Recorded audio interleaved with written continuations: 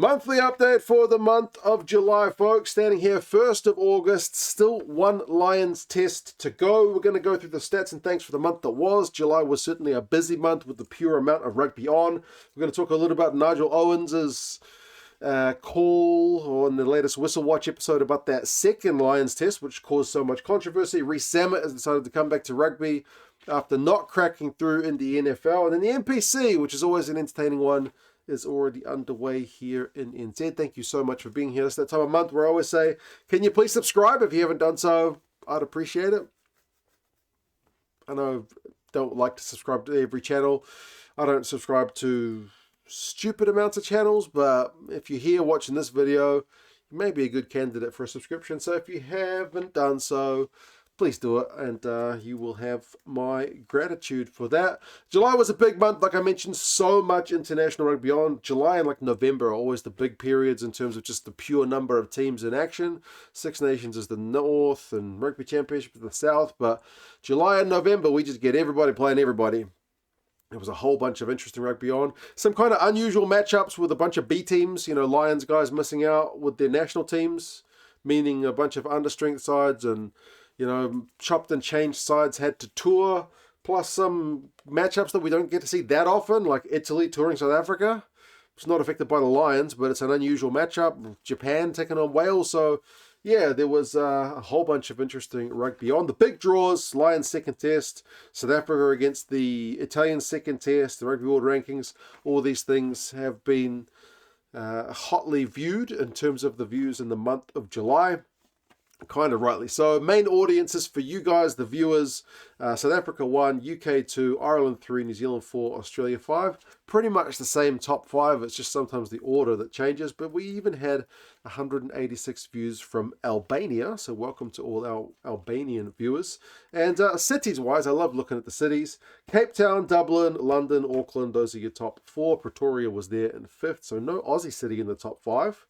But there's a place, I think it's a suburb, when I scroll way down to the bottom of the list, there's a place in South Africa called La Mercy. La, like the French the. Mercy. That's a really interesting name for a suburb.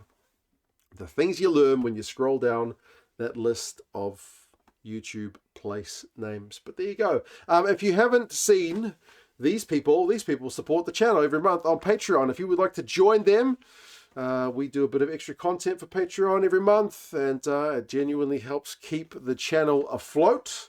Patreon is linked down in the description. Monthly updates always get their names scrolled, and we do weekly updates with the old Super Brew predictions and other bits and bobs of news, and sometimes if there are videos which go out early, they go out early on Patreon. So if you want to join in this magnificent bunch, link down in the description. Otherwise, there's always the Buy Me a Beer thing down in the description as well. And if you want to get jerseys like the Lions jersey, which is on discount, the Wallabies jersey, All Blacks jerseys, England Rugby Store gear, those are all affiliates of the channel. So check the links down in the description. Using those links, tell them this guy sent you. So there you go. This is the month that was in July. Special thanks to Jack and Angus, by the way, for their support on Patreon. Really, really means a lot, fellas.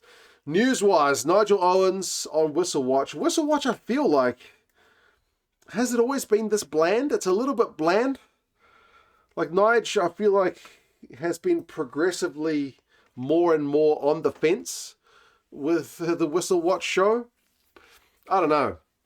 His latest one where he talks about the decisions in that Lions test, he makes a very good point because he says there's so many other things at play in this game. Like he kind of talks about errors that led to a couple of the Lions tries from a Wallabies perspective as kind of potentially being more costly than just a final refereeing decision at the end. And yeah, how that must be really frustrating for refs to be the focal point of everyone's attention after the game when literally players' errors have also leaked points earlier in the game. So I definitely feel him on that one, because it also frustrates me that a game which has been so cracking and so many ebbs and flows gets boiled down to a refereeing decision when it's an 80-minute game.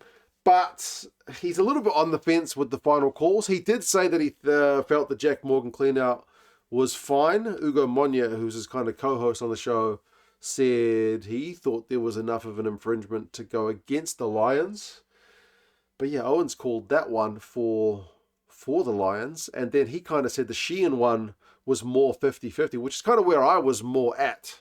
I had more of a scratching head about the Sheehan dive personally, but again, if it's a 50-50, you can kind of look at it literally either way, and that's just the nature of the beast. But yeah, I feel like Whistle Watch, it's still a little bit, I guess because it's a World Rugby show, they can't go too hard against the officials that have made the decisions. They have to kind of keep it relatively narrow. But there's probably, like, we've seen a bunch of former referees join up with like coaching organizations. Like there's former referees working with the Springboks. The Fijian and Drua coach is a former referee, former player as well. So if there was a former international referee who wanted to go into YouTube, I feel like there'd be a pretty good market if you were going to tell it straight instead of being a little bit wishy-washy, which Whistle Watch can be. Rees-Zammit is coming back to rugby after like 18 months trying to crack the NFL.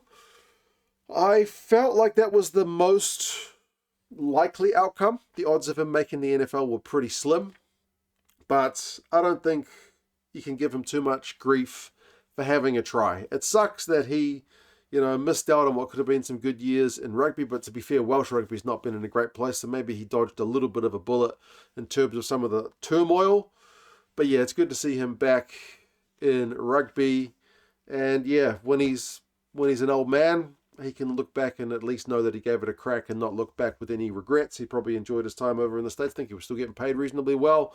So yeah, but it's good news for rugby to have one of the kind of big stars back in the game. As I said, good on him for having a crack, because a lot of people wouldn't have even bothered, even if he didn't quite make it. And then the NPC, the National Provincial Championship here in New Zealand. The first game, if you haven't seen it, was a one-pointer involving my Auckland team, at Eden Park against Waikato. Pretty bonkers game. It's always an entertaining competition. If you don't watch it, it's well worth having a look at. The crowds are not the greatest because it is essentially behind International and Super Rugby. It's that next tier down. Some of the smaller centres tend to get pretty good crowds, but like Auckland's crowd was not the best. Doesn't get the numbers that it used to. It used to be the competition when I was a child. There would be packed houses and whatnot for it. But yeah, certainly if you want to see like some Lema Sopoaga, Aaron Cruden having a game for Waikato, those guys are still knocking about in the NPC, and there's a bunch of young talent as well. So yes, always a bit of an entertaining one. But yeah, cheers guys for being here in the month of July.